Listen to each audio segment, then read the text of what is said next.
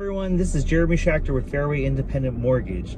Today I have the privilege and honor to talk to Joe Janus with HomeSmart about the market that we're in and how to prepare buyers with that market, as well as some educational points. So, hi Joe, how are you? Hey Jeremy, how's your Tuesday?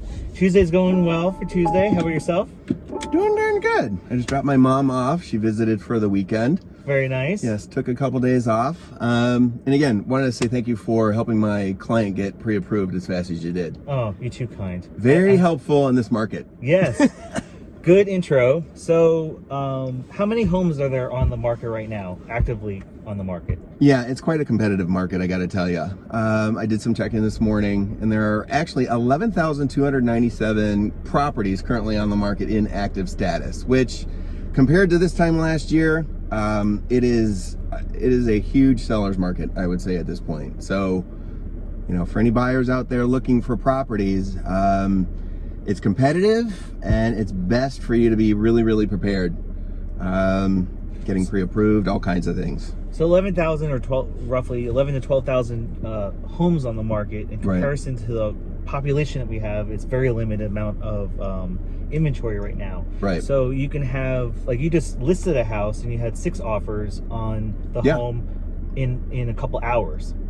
Yeah, as a matter of fact, we prepared the house very well. It was priced competitively, and within the matter of a day, my client had 6 offers on the property. Wow. And they were all very competitive. Some were using financing, there were 2 that were cash. Okay. And you know, there were some different points to go through as my client and I compared them.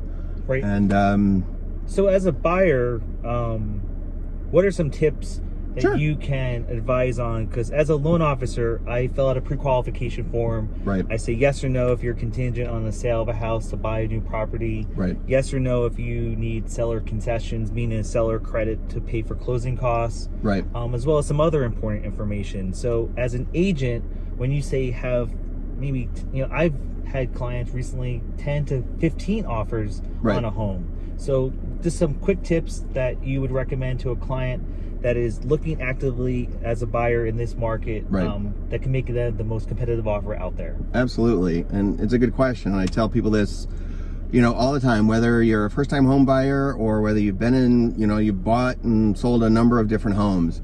I would say the key thing to begin with is pre-qualification is the most important to show that a seller, you are a serious buyer.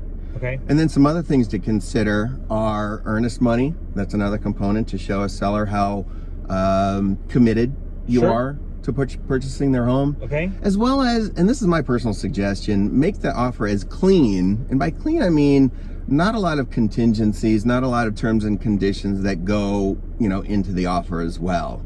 I've had offers in the past where in order for, they needed closing costs, they needed this to be done, they needed that to be done. The terms and conditions were fairly lengthy. And again, when a seller's comparing your offer to, or a buyer's offer to others, the cleaner the better, because at the end of the day, the seller wants to net, for the most part, as much money as possible. In the quickest time period. In the quickest time period as well. So I do suggest, you know, stick with a home inspection. Absolutely. Okay. You need to have that at least 10 days to go through the home, as well as, you know, you're buying into a neighborhood as well. So look into the neighborhood. What are some things to consider? Crime stats, things like that. And also there's, you know, a loan contingency as well. We need to make sure that the home appraises for the purchase price. Sure. But yeah. So just to summarize, the cleaner the offer, the better, especially in this market. Right. So that means that if you have to sell your house to buy a house, and not many people can afford to have both homes, maybe not ask for closing costs or seller concessions. That's a good point, if I may. Sure. 2 other things with that.